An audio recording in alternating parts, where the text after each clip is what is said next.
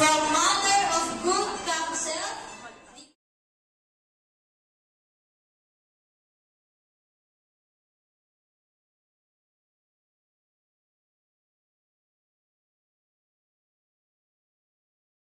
Prophet Haggai.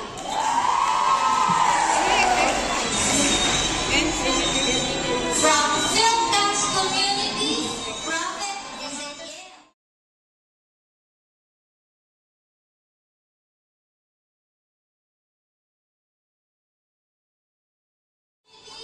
Prophet Zephaniah.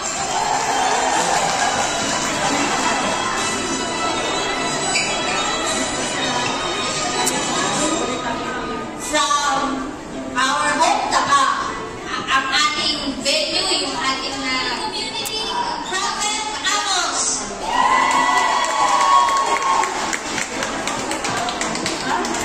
And last but not the least, all the way from Prophet Isaiah.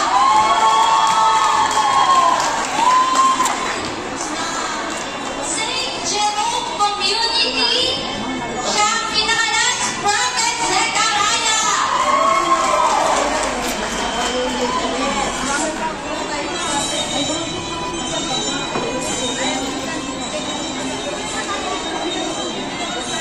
My dear people of God, it's been 25 years since these prophets visited your place and spoke to you the message of peace, of love, and of hope. After 25 years, family life, community living, and all aspects of Christian lives.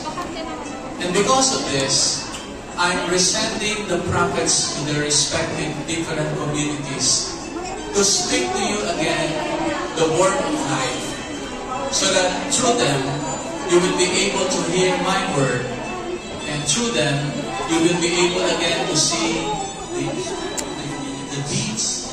And so on this particular juncture of your life, in the next 25 years, I'm sending them back to bring home to you another message that will enable you to cope up with the different challenges, trials, and difficulties in life.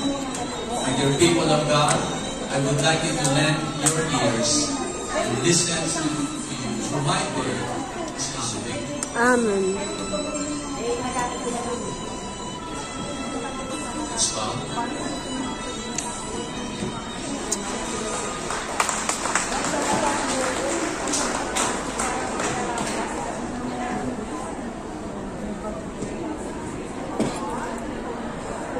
Okay, maraming salamat sa ating mga Alice, go!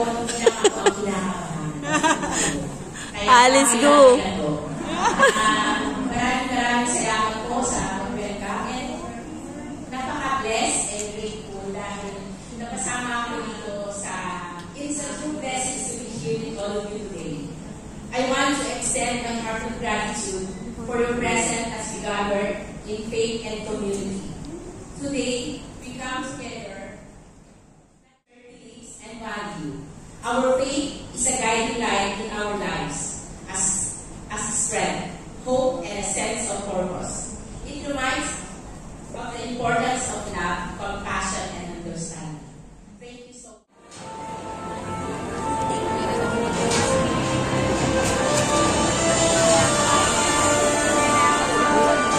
This 2 o'clock. Walang microphone. Rose ng galing-galing. Nag-aaral. Bible yan. Lord God, how can you allow this to happen? Lobat na yung mga... Our city, our temple, our people, all destroyed.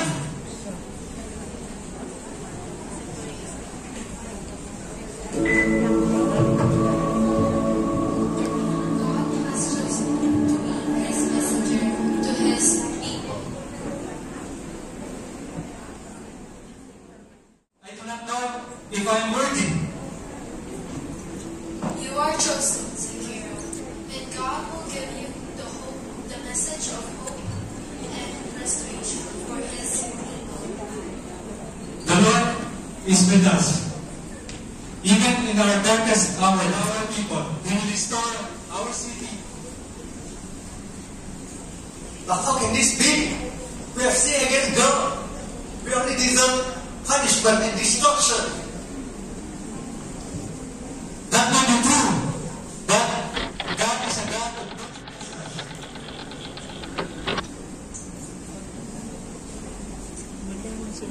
You are a prophet of God.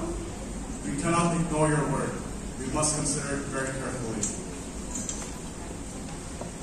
It is the time of done this.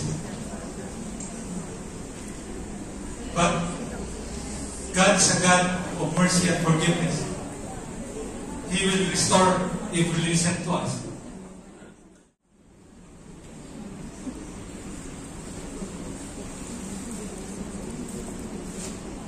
Joshua, I have seen another vision, a golden lampstand with 7 lamps and 7 pipes on all its lamps. Above it are 2 olive trees. The 2 olive trees are Zerubbabel and Joshua. They are See Israel, the Lord has done it. He has restored our city, our temple, and our people. He has given us a new beginning. We have returned to God, and He has blessed us. Busy sana. It is not I who have done this. It is a God who has worked through me.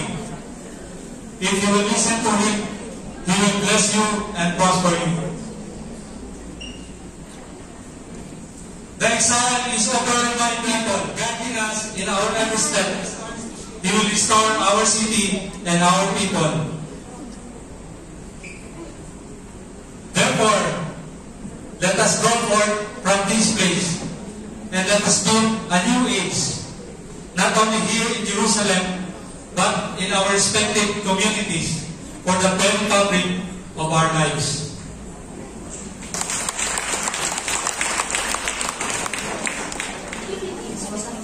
Colonial Spain for hundreds of years.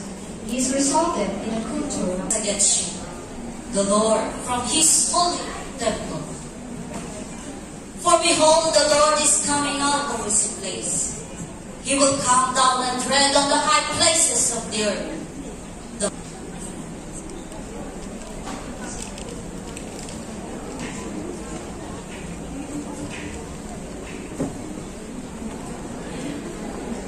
Nakikita. Bakit? Hindi ko nakikita. May ulo na yan. Hear now, O heads of Jacob, and the rulers of the house of Israel, that the mountains of the Lord's temple will be established. It will be exalted above the hills. People will strengthen it, and the nations will come.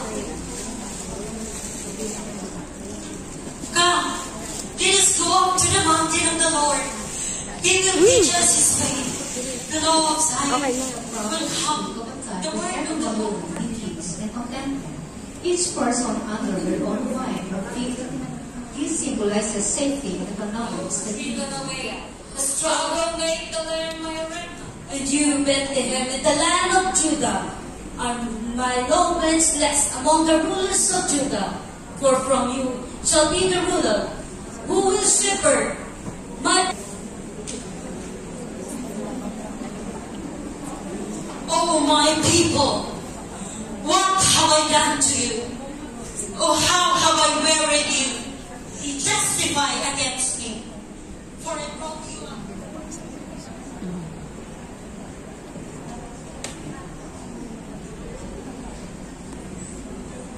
Micah's vision is about action, a challenge to him in his father's daily. By integrating this principle into our daily actions and decisions, we honor Micah's vision and contribute to a more just, compassionate, and humble world.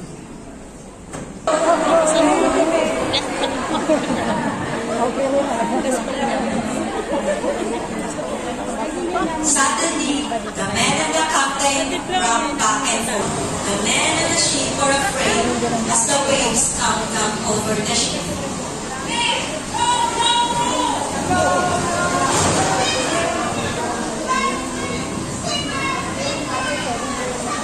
Magaling naman.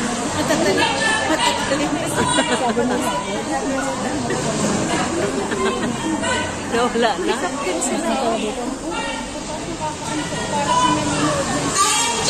Oo nga. Kahit doon sa taas, parang ang nanonood. Dami nagkatulog. Kaya pala sarap tulog nila.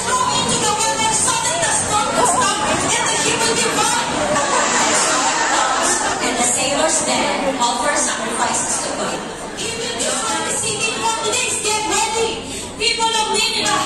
Get ready.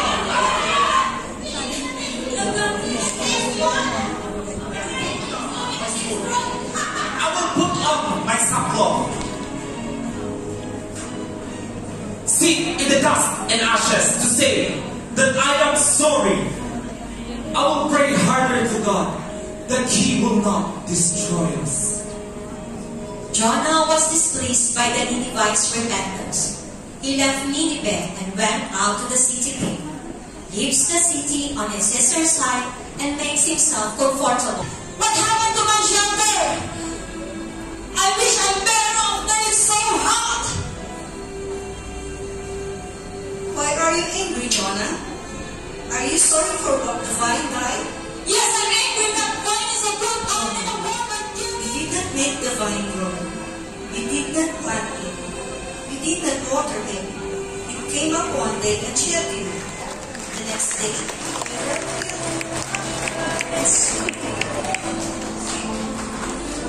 Thank you so much. Itago mo na baka mawala.